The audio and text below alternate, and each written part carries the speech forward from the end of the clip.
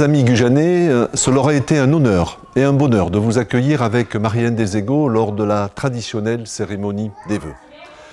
Mais vous l'avez bien compris, l'évolution des conditions sanitaires nous contraint une nouvelle fois à l'annulation de cette manifestation. Ces 2 dernières années auront été difficiles et éprouvantes en raison de cette pandémie de Covid-19. Et alors que nous pensions voir le bout du tunnel, nous voilà à nouveau obligés de devoir vivre au rythme de cette crise sanitaire. Bien évidemment, nous allons continuer à nous battre ensemble pour endiguer cette épidémie, avec notamment la poursuite de la campagne de vaccination.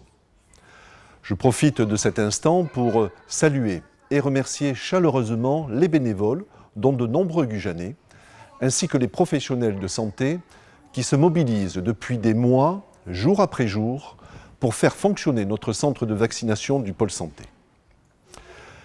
Les vœux ont toujours été un moment d'échange, un moment de rencontre, mais aussi une occasion privilégiée de faire un point d'étape sur les projets engagés. Sans rentrer dans le détail des actions menées par l'équipe municipale depuis le début de ce mandat, permettez-moi d'évoquer avec vous l'avancement de certains dossiers. Ce mandat sera indéniablement le mandat de la culture, avec comme point d'orgue la construction de la salle de spectacle. Les travaux se déroulent normalement et devraient se terminer à la fin du premier trimestre 2023. Nous travaillons d'ores et déjà à la future programmation culturelle. Elle sera riche, elle sera éclectique et fera, j'en suis sûr, le bonheur de tous. Concernant la construction d'un pôle culturel autour de la médiathèque, endroit où je me trouve actuellement, le permis de construire a été déposé fin novembre et les travaux devraient commencer au printemps prochain. Encore un peu de patience et dans 18 mois environ, vous pourrez profiter d'un tout nouveau conservatoire de musique, d'une salle de répétition et d'une magnifique ludothèque. Vous savez que la concertation, l'écoute et la proximité sont au cœur de notre action. Voilà pourquoi nous avons souhaité renouveler, il y a un peu plus d'1 an, les conseils de quartier. Les premières réunions publiques se sont déroulées le mois dernier, au cours desquelles chaque conseil de quartier a pu faire le bilan de ses actions et répondre aux préoccupations des habitants. Voilà, mesdames, messieurs, chers amis, un bel exemple de démocratie participative. En matière d'animation économique, la ville s'est structurée et a créé un office du commerce et de l'artisanat que j'ai l'honneur de présider. Grâce au travail de terrain effectué par la manager de commerce depuis 1 an, la ville est aujourd'hui au plus près de ses acteurs économiques pour répondre à leurs besoins et améliorer l'attractivité de nos centres-bourgs. Un autre défi à relever, c'est l'environnement, et en particulier la lutte contre le changement climatique et la préservation de la biodiversité. À l'échelle de la commune, des actions concrètes ont été mises en place. Je ne pourrai pas toutes les énumérer, mais je pense en particulier à la plantation chaque année de 100 arbres en zone urbaine ou à la création de jardins partagés.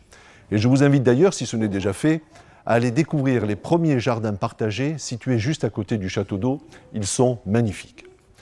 D'autres mesures seront bien évidemment proposées par la ville, mais je suis convaincu que c'est ensemble que nous arriverons à relever ce défi environnemental. Le dernier sujet que je souhaitais aborder avec vous est l'aménagement de l'îlot Pasteur, situé à proximité de l'hôtel de ville. Cet aménagement passe tout d'abord par la construction sur le terrain d'entraînement de rugby d'une nouvelle école, plus moderne, plus fonctionnelle, une école qui disposera enfin d'un espace de restauration pour accueillir dans les meilleures conditions nos jeunes barbottes.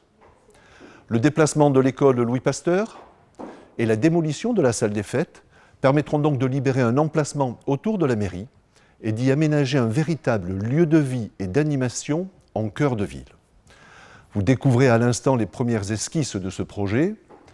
Nous aurons bien entendu l'occasion de revenir sur ce premier aménagement qui va dynamiser ce secteur, opérer une transition et une continuité urbaine entre les quartiers de Gujan et de Mestras et à plus long terme, permettre à la ville de se tourner vers ses ports et en particulier le port patrimonial, le port emblématique de la Rosse, pour lequel nous demanderons à récupérer la gestion de la darse centrale.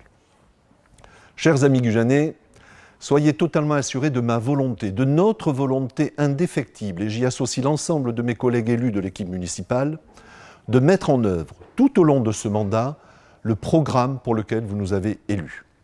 Préserver le Gujan-Mestras que nous aimons, tout en l'inscrivant pleinement dans l'avenir, faire de notre ville un lieu où il fait bon vivre, voilà le fil conducteur de notre action. Du fond du cœur, je vous souhaite à toutes et à tous une belle et heureuse année 2022, pleine de vie, pleine de bonheur et de santé. À très bientôt.